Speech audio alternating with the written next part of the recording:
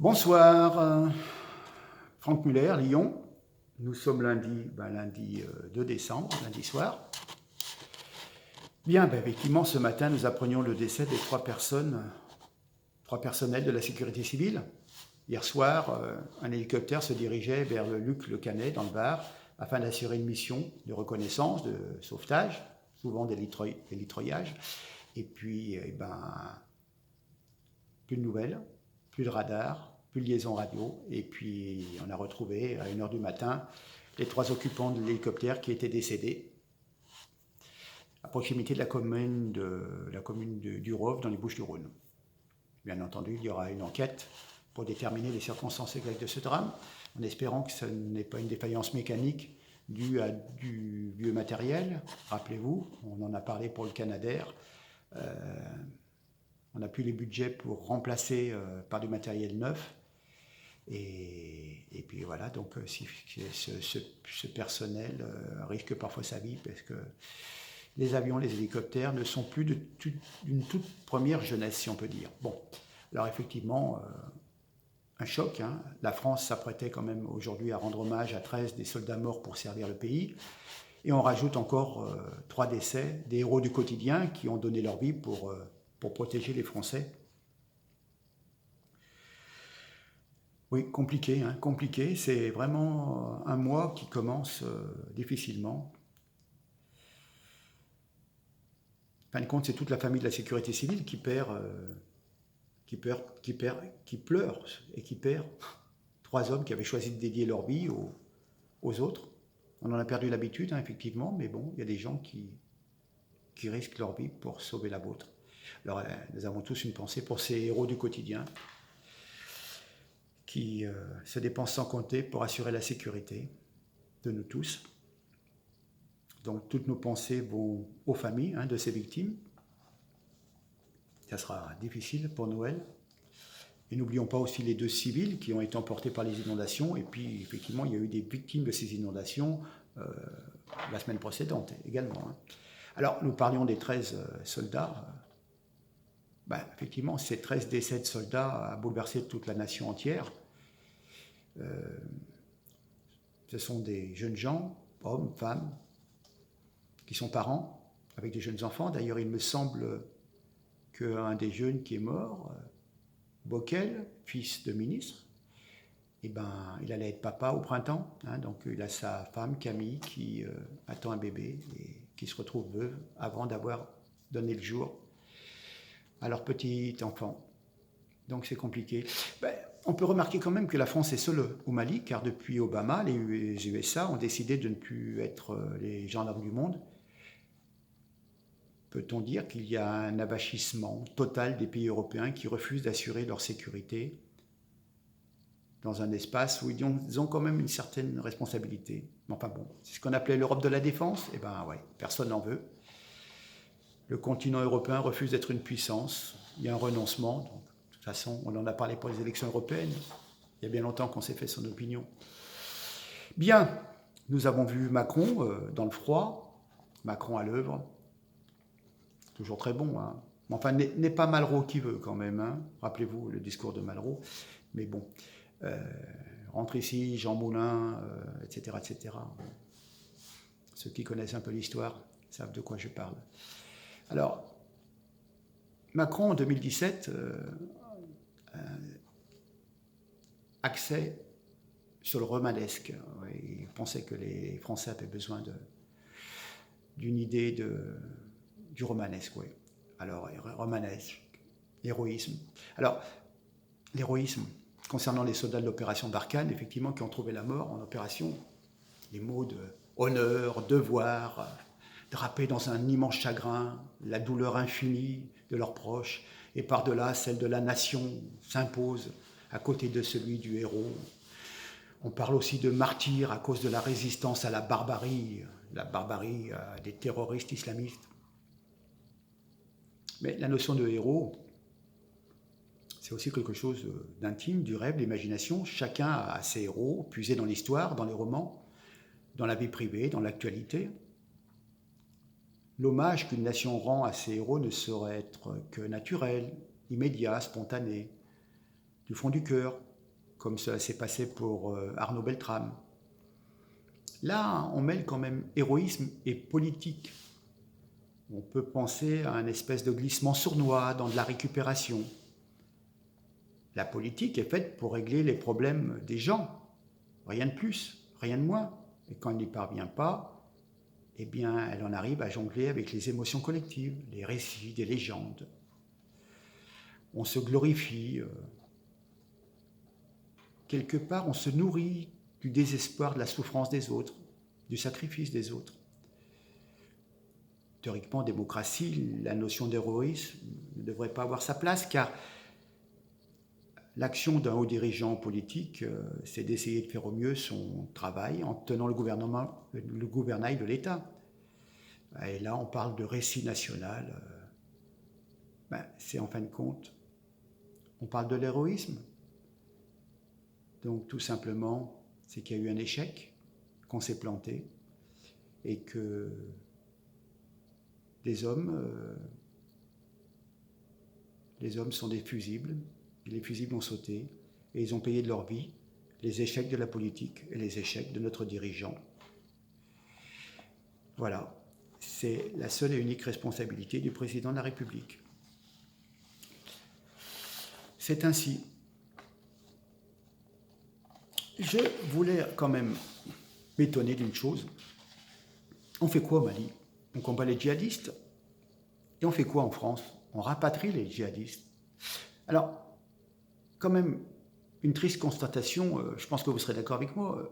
Dans notre pays, on laisse des mosquées salafistes diffuser des messages de haine. Il y a beaucoup de lieux de prière ainsi.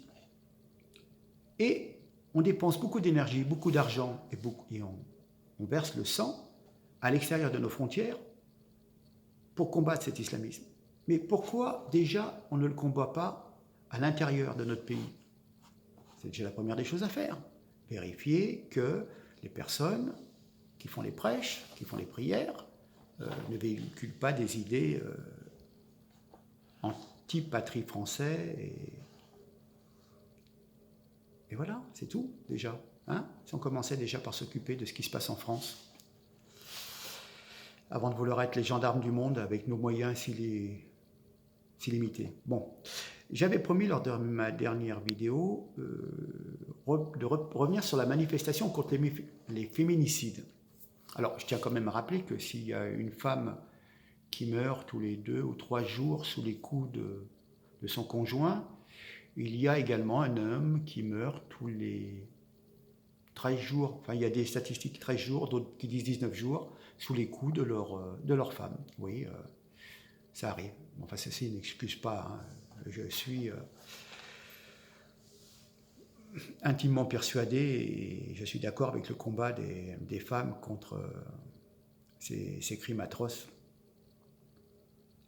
Et il est quand même intéressant de rappeler que,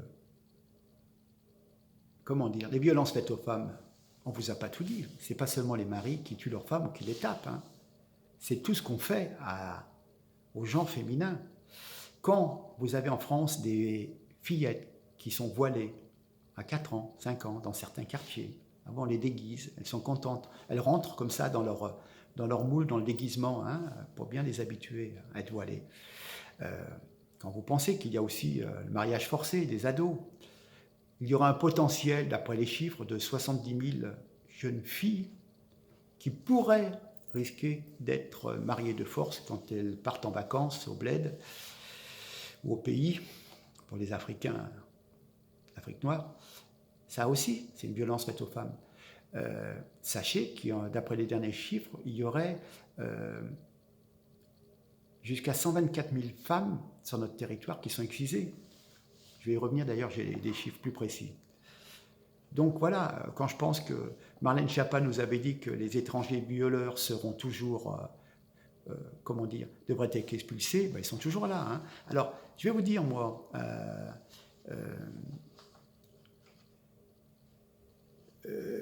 les viols, oui, parlons-en des viols.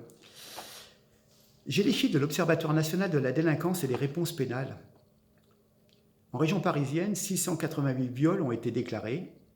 Attention, ce qui représente seulement 10% des viols au total. Hein. Vous vous rendez compte? Vous vous rendez compte, seulement 10% sont déclarés. Et entre 2013 et 2014, et 80% de ces viols concernaient des mineurs, et 598 ont visé des femmes majeures. Parmi les agresseurs de ces dernières, 322 ont pu être identifiés par les services de police. Donc, dans ces 322, donc qui représentent à peu près 5% du total des viols, quelque part, hein, si on part 10%, la moitié identifiée, 52% des perpétrateurs de viols, quelle expression, perpétrateurs de viols, en 2014 et 2013, étaient de nationalité étrangère. Attention, ils étaient de nationalité étrangère. Si vous rajoutez ceux qui étaient étrangers et qui ont été naturalisés français de papier, voilà, ça en fait pas mal quand même, hein, des gens qui sont issus peut-être d'une autre culture où la valeur de la femme n'est pas tout à fait la même. Mais donc dans les 52%, 48% d'entre eux étaient déjà connus de la police, dont 20% pour des agressions sexuelles. Ils avaient une moyenne d'âge de 34 ans et 44% de ces agresseurs étaient sans emploi. Donc vous voyez, je veux dire, c'est des gens qui étaient déjà connus de la police, qui n'avaient plus rien à faire. Ils sont étrangers, ils ont fait un délit en France, dehors. Comment ça se fait que 48% étaient déjà connus de la police? Ils ont fait 1, 2, 3, dehors. Et ces femmes auraient été sauvées. Ben non, on a attendu qu'il y ait 1, 2, 3 agressions sexuelles, des vols, des violences. Et puis là, eh ben, alors on va les mettre un peu en prison, puis on va les relâcher, puis ils recommenceront. C'est incroyable. Quand on parle des violences faites aux femmes, on oublie une chose. À Saint-Denis, dans le 9-3, 14% des femmes accouchant à l'hôpital de La Fontaine sont excisées. Et oui, il y a une progression de ce phénomène dans l'Hexagone qui a de quoi inquiéter. Selon les informations publiées par le dernier bulletin épidémiologique hebdomadaire, le nombre de femmes adultes mutilées s'élevait à 124 355 au début des années 2010, contre 62 000 au milieu des années 2000. C'était une enquête sur Marianne. Donc vous vous rendez compte ? On double le chiffre là en l'espace d'une décade, d'une dizaine d'années. C'est quoi ces coutumes rétrogrades? Ça, c'est des violences faites aux femmes. Ah oui, mais ce n'est pas des violences faites par des Gaulois, des Français de souche, c'est fait par des personnes qui sont d'une culture étrangère, hein, d'Afrique du Nord, d'Afrique noire ou d'autres. Voilà. Ah mais là, il ne faut pas le dire. Eh bien oui, là, il ne faut pas le dire parce que vous comprenez, ce que je suis en train de vous dire, ce sont des statistiques, c'est tout, j'y peux rien. Hein, je veux dire, la personne soit jaune, rouge, si la femme est excisée, elle est excisée. C'est une culture, voilà, hein, c'est pour qu'elle soit sage, qu'elle n'aille pas traîner ailleurs. Hein, mais, ben oui, et oui. Alors, je fais un acte raciste en dénonçant que ben, y a plein de gens comme ça, des femmes qui sont mutilées, martyrisées, sous prétexte de tradition familiale. Voilà.